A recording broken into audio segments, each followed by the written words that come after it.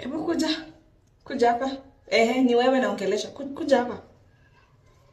Acha kuoga na face towel. It's 2025, ladies and gentlemen.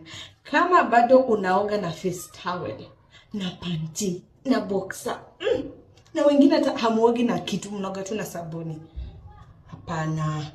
Sikia. Kama uogi na exfoliating gloves, haungari. I said it, yes. Haungari. Yes, nitawashautia. Haungari. So, kujia exfoliating gloves kwetu Adina Beauty ni 150 bob peke yake. Na ununulie manzi yako, ununulie bwanako, bibi yako, mtoto wako. Mwache kuoga na face towel. 150 peke yake. Na pia tunaziuza na wholesale. Sawa?